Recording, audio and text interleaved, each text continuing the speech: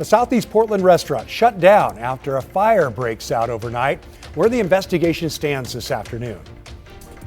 Proud of my colleagues. We managed to pull off a very historic strike. While one of the striking unions at Portland Community College reaches a tentative deal, the other is now calling for Governor Kotek to step in. Plus, the International Olympic Committee votes to ban transgender women athletes ahead of the 2028 Los Angeles Games. Cal, the deep drive to right field, way back and gone.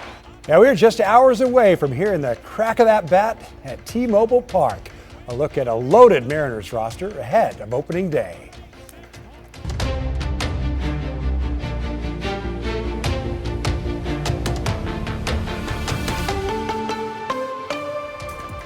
And just into our newsroom, a former Gresham gymnastics coach accused of sexually assaulting young athletes has been ordered to be released from custody under strict conditions ahead of his trial. Good afternoon, and thanks for joining us on KGW Plus. I'm Tim Gordon. We do want to warn you, some of these details are hard to hear. 56-year-old Eric Stinson was arrested in January and charged with multiple counts of sexual abuse after former athletes at the Northwest Gymnastics Training Center reported the allegations to police. The charges stem from Stinson's alleged interactions with two minors over several years. As part of his release agreement, Stinson is not allowed to go to Northwest Gymnastics or visit a place where minors are known to gather. Also new at noon, a man dubbed the I-5 Flasher just appeared in Marion County Court facing indecent exposure charges.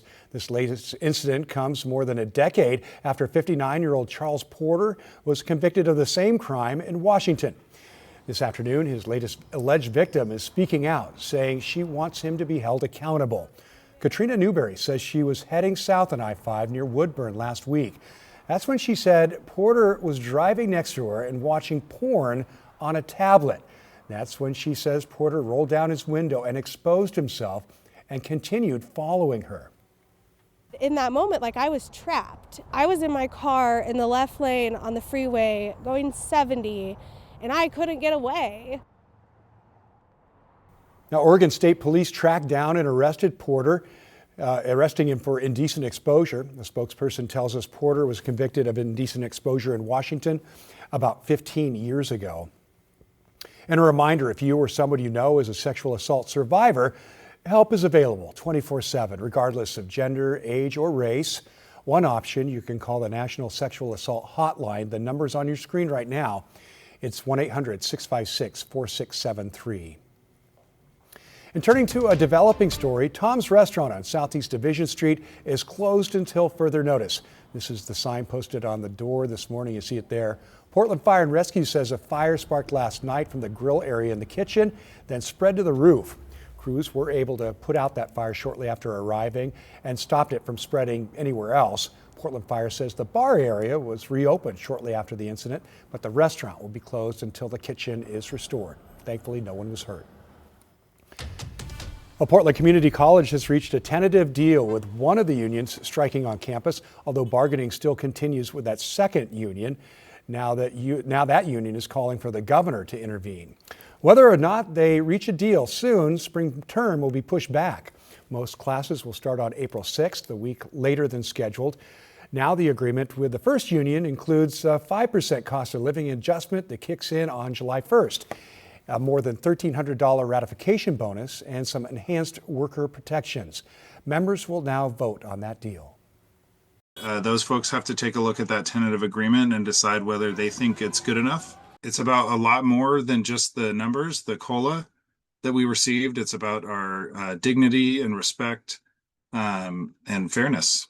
The other union still holding the line, saying the largest sticking point, is a return to work agreement that includes pay for the time that they were on strike. And in Olympic news, the International Olympic Committee has voted to ban transgender women athletes ahead of the 2028 Los Angeles Games. The IOC saying the eligibility policy is to, quote, protect fairness, safety, and integrity in the female category. It also aligns with President Donald Trump's executive order on women's sports in the U.S. It is unclear how many, if any, transgender women are competing at an Olympic level. No transgender woman competed in the 2024 Paris Summer Games. Before those games, track and field, swimming, and cycling already passed rules, excluding transgender women who had been through male puberty.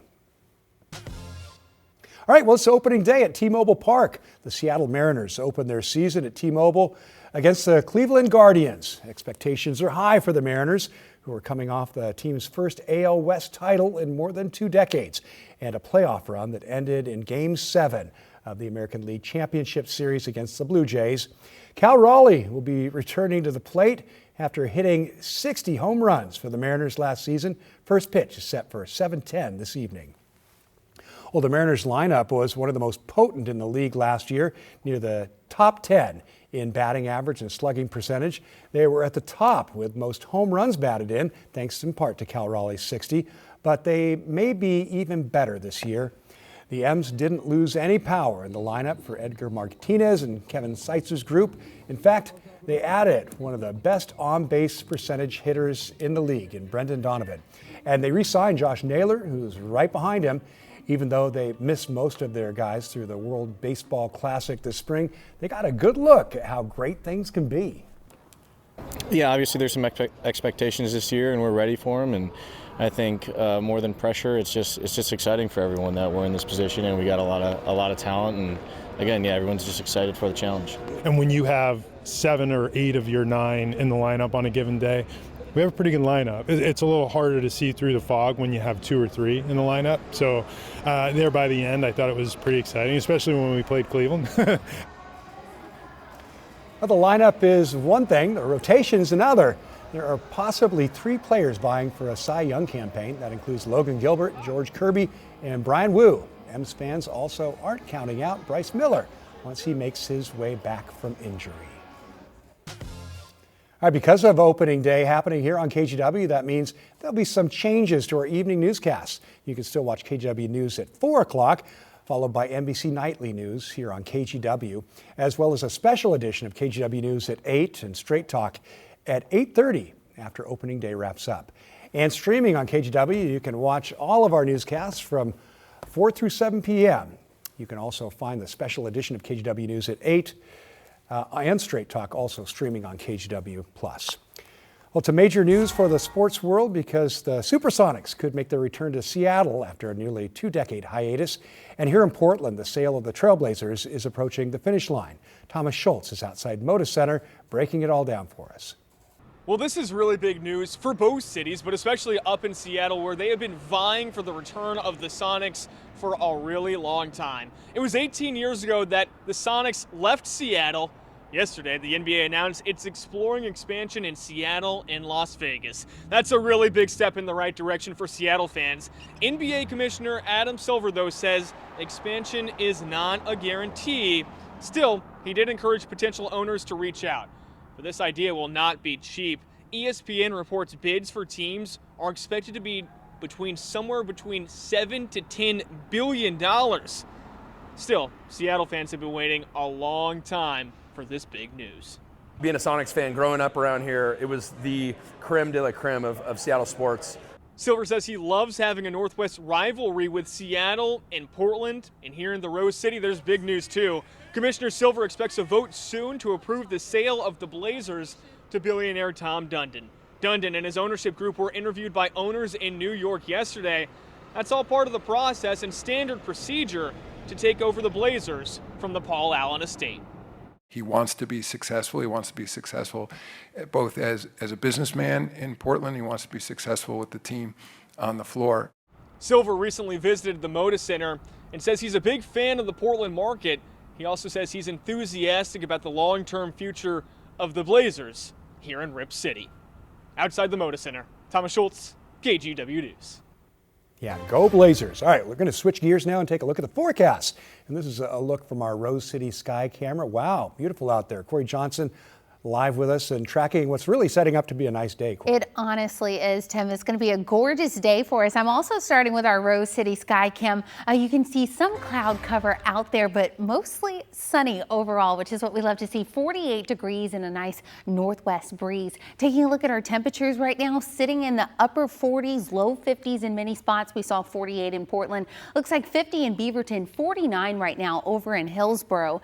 And then across the board, some areas still sitting a little chilly as we kick off the early afternoon. 39 in John Day, 45 in Pendleton, and it looks like upper 40s near the coast. Our seaside camera, this is just gorgeous for us. 47 degrees, a lot of people out there, many people out at the Oregon Zoo. I don't blame them. It's a good day to get outdoors on this Thursday. As we kick off the rest of the afternoon and early evening, notice no cloud cover. So what we're seeing right now is going to stick with us as we get into the later part of the day. Taking a look at your day planner overall, bumping back down after sunset to the mid 40s, low 30s overnight. We'll break down the timing of everything for our weekend coming up. Look forward to it. Thanks, Corey.